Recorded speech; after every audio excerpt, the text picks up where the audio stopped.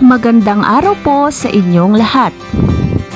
Tayo po ngayon ay makatatanggap ng isang gamit na kung tawagin ay USB o TG na gagamitin sa pag-aaral ng inyong mga anak. Halina't pakinggan at panoorin ang aming inihandang video na kung saan ipapakita ang mga pakinabang sa paggamit ng USB o TG. Ano ang mga pakinabang sa paggamit ng USB o TG? Una, mahihikayat ang mga bata sa pagsagot sa modules dahil gadget ang kanilang gamit sa halip na napakaraming modules ang kanilang kaharap. Ikalawa, wala na po kayong mabibigat na bibit-bitin sa pag-uwi galing sa school sa araw ng distribution. Ikatlo, makatutulong tayo upang maiwasan ang pagkaubos ng mga puno at pagkakalbo ng kagubatan na nagiging sanhi ng pagbaha at pagguho ng lupa. Ikaapat, libre ang mga USB o TG kaya wala po kayong gagastusin. Ikalima, hindi kailangang mag-load para makita ang mga modules. Maaari po itong makita anytime. Ika-6, madali ring dalhin ang USB o TG kung sakaling kailangang umuwi sa ibang bahay ng mga bata. Ika-7, madali nang hanapin ang mga modules na kanilang gagamitin. At para sa ika-8, maaaring makapanood ng mga video lessons na may kaugnayan sa kanilang aralin kaya't mapagagaang ang paggabay ng mga magulang sa kanilang mga anak. Ika-9, ang USB o TG ay malaking tulong sa mga magulang na naghahanap buhay at hindi natuturuan ang kanilang mga anak sa oras ng klase dahil maaari niya itong buksan kahit anong oras at hindi na kailangang mag-backread sa group chat. At ang ikahuli, maiiwasan ang pagpunta ng mga bata sa mga sites na hindi kaaya-aya at hindi nararapat sa kanilang edad. Mga katanungan ukol sa paggamit ng USB o TG. May bayad po ba ang USB o TG? Wala po. Ito po ay libre.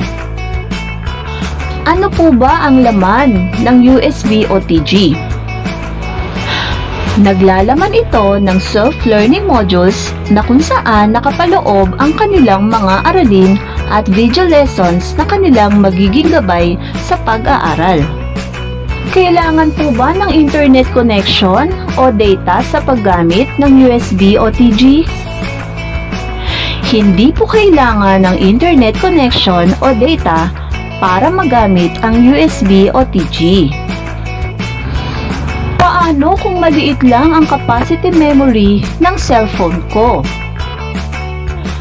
Kung maliit ang capacity memory ng cellphone, ito ay hindi rin problema dahil ang USB o TG ay may memory card na. Hindi po ito kumukuha ng memory sa inyong cellphone. Kailangan pa po bang i-print ang mga modules?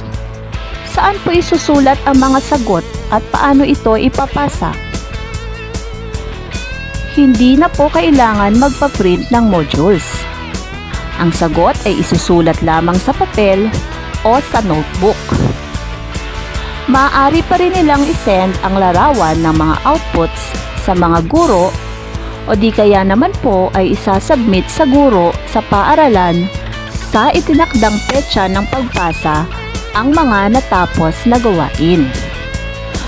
May kailangan pa po bang i-download para mabuksan ang files from USB o TG? Hindi na po kailangan mag-download ng application dahil ang mga modules ay isi-save ng teachers as pictures na maaaring buksan sa kahit anong cellphone. Paano po kung hindi compatible ang USB o TG sa cellphone? mayroon po tayong 4 na paraan. Una, maaari pong isend ng teachers sa pamamagitan ng Messenger o Facebook page ang pictures ng modules. Ipopost po ng teachers ang images ng modules sa Facebook group na naka-album by subject na pwede nilang balik-balikan. Ikalawa po, maaari rin pong itong gamitin sa Smart TV, laptop, tablet, or desktop. Ikatlo, maaari rin pong ilagay ng teacher ang kopya ng modules sa memory card ng cellphone na gagamitin ng inyong mga anak. Ika-4 po, halimbawa ay hindi compatible sa cellphone ang USB o TG, pwedeng isend gamit ang ShareIt o Bluetooth ang mga module na naka-JPEG o picture format. Paano po kung maraming bata sa pamilya na kailangang gumamit ng cellphone? Maaari po ninyong gamitin ang USB o TG sa Smart TV habang gamit ng ibang anak ang cellphone. Maaari rin po ninyong gawa ng schedule ang mga bata kung sino ang mauunang gumamit. At syempre, maaaring unahing gumamit ang mga nakababatang kapatid na mayroong gagabay na kapamilya. Paano po kung i-schedule sila ay hindi makakasabay sa oras ng klase? Hindi po kinakailangang sumabay sa klase. Ang mahalaga po ay mapag-aralan ng bata ang lesson.